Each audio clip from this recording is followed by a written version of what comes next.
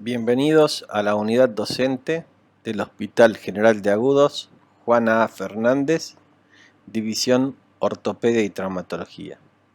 En este caso vamos a abordar el tema fracturas mediales de caderas. Bueno, fracturas mediales de caderas o intracapsulares. Para clasificar a las fracturas mediales de cadera utilizamos la clasificación de Gardens, en las que las clasifican tipo 1, incompletas o impactadas en valgo. Las tipo 2 serían completas, no desplazadas, en donde las líneas de las trabéculas óseas tienen alineación. Las tipo 3 son completas, desplazadas, y las trabéculas óseas se encuentran perpendiculares y en varo. Y las tipo 4 son completas, desplazadas, y las trabéculas óseas se encuentran paralelas, lo que nos habla que hay una desalineación en rotación. El tratamiento de las fracturas mediales de cadera es quirúrgico y las opciones son el tornillo dinámico de cadera DHS, a la que se le agrega un tornillo antirrotatorio, los tornillos canulados, el reemplazo parcial de cadera tipo Thompson, el reemplazo parcial de cadera tipo bipolar y el reemplazo total de caderas. Este diagrama de flujo nos da una base para el tratamiento de las fracturas mediales de cadera, siempre teniendo en cuenta que no hay nada mejor que su propia cadera. 2, que las osteosíntesis, tenemos que esperar la consolidación de la fractura para poder pararlo. Y 3, que un reemplazo de cadera, ya sea parcial o total, nos permite parar inmediatamente al paciente y evitar las escaras por decúbito, y en aquellos pacientes que tienen enfermedades concomitantes que tienen que pararse y deambular lo antes posible, ya sea para mejorar su calidad de vida porque no tienen mucho tiempo, o porque la enfermedad les exige que caminen para evitar las trombosis venosas, para evitar en pacientes renales que tienen que ir a diálisis, etc., que lo tenemos que parar inmediatamente, es mejor un reemplazo de cadera. O sea que este diagrama de flujo nos da una base únicamente. Lo primero que tenemos que evaluar si la fractura está no desplazada o con ligero impacto en valgo, se le hacen tornillos canulados. Este paciente se va a poder sentar, pero se va a poder recién parar sobre esa cadera aproximadamente a los 3 meses cuando haya consolidación.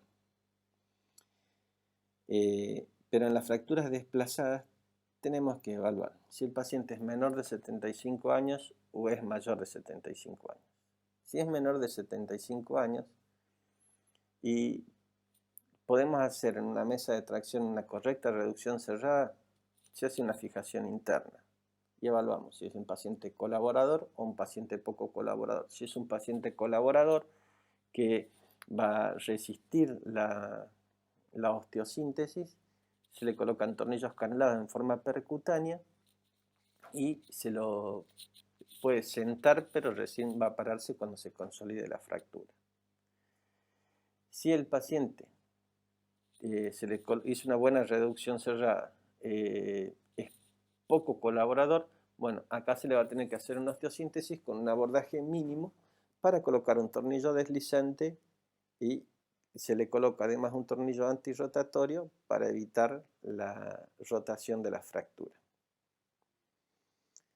Si el paciente es menor de 75 años, se lo colocó en la mesa de tracción y no se pudo reducir la fractura, tenemos que evaluar si tienen menos de 65 años o si tienen más de 65 años. Si tienen menos de 65 años, acá lo que se va a tener que hacer es abrir la fractura, reducirla y fijarla con un sistema de osteosíntesis con tornillos canulados o un tornillo DHS con un tornillito antirrotatorio. Si tienen más de 65 años, se lo va a tratar como un paciente mayor de 75 años y se le va a hacer una sustitución protésica. Esta sustitución protésica tenemos que evaluar si el paciente es deambulador domiciliario, si es deambulador extradomiciliario o si es un paciente que camina habitualmente mucho. Si es un paciente con un hogar colaborador, poco colaborador, que únicamente camina dentro de su casa, se le puede hacer una hemiartroplastía parcial de Thompson, que es una cirugía rápida y con buenos resultados. Si viene de un paciente colaborador, también se le puede hacer una prótesis bipolar que tiene mucho menos desgaste que la prótesis de Thompson, y el paciente puede deambular un poquito más. Pero si el paciente tiene ya artrosis con compromiso del acetábulo, tiene osteofitos, geodas, esclerosis, una prótesis de Thompson le va a producir dolor inmediatamente o una hemiartroplastía parcial. Por lo tanto, se recurre a un reemplazo total de cadera. En esta diapositiva podemos ver un paciente en la que tiene una fractura medial de cadera, que en el frente, si bien no está muy desplazada, en el perfil está desplazada y rotada. Este es el mismo paciente en la que se lo colocó en la mesa de tracción, se logró una reducción aceptable en leve valgo y se la fijó con 3 tornillos canulados. Este es otro paciente en la que tenía una fractura medial de cadera, no tenía artrosis, probablemente era un paciente mayor, deambulador domiciliario, y se le colocó una prótesis de Thompson. Este es otro paciente, probablemente haya sido mayor de 75 años o que no se pudo reducir la fractura en forma con la mesa de tracción. Tenía más de 65 años y se le realizó un reemplazo total de cadera cementado. En esta diapositiva podemos ver dos sistemas de reemplazos total de cadera. En la imagen de la izquierda, un reemplazo de cadera híbrido, donde es cementado el tallo y no cementado el acetábulo. Y en la imagen de la derecha podemos ver otro reemplazo total de cadera, pero es no cementado. Tenemos una fijación acetabular no cementada y un tallo no cementado.